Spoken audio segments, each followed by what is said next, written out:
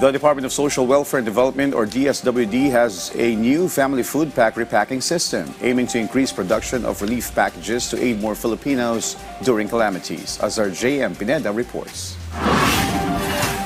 A series of weather disturbances hit the Philippines last July, leaving many areas submerged in floods, and millions of residents were affected. But the Department of Social Welfare and Development, or DSWD, quickly responded. They increased their stockpile of family food packs in warehouses nationwide to 3 million in line with the directive of President Ferdinand Marcos Jr. Now, the repacking of food packs has also been made faster with the help of a new repacking system in their national warehouse. This morning, DSWD Secretary Rex Gatchalian presented to Budget Secretary Amenah Pangandaman the machines and the process of preparing the relief food packs. Alam mo, ito po yung gusto natin eh. Di ba sinabi ng ating Pangulong Bongbong Marcos ang kanyang last na SONA na ayaw natin na parang nakatenga lang ang budget or guni-guni lang ang budget.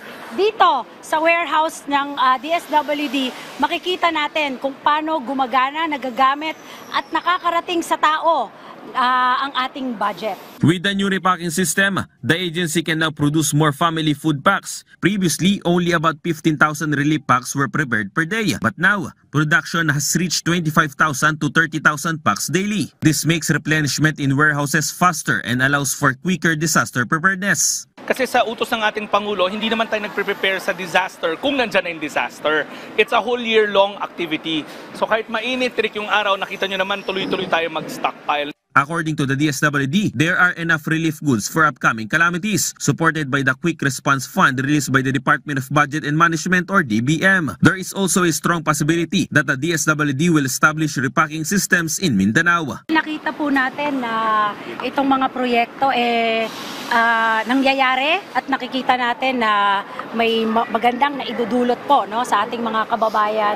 Ang alam ko po, meron ng available na property na paglalagyan sa Mindanao. So mag-uusap kami ni Sec Rex, hihingin natin kung magkano ang kanyang kinakailangan para makapagpatayo tayo ng ganito.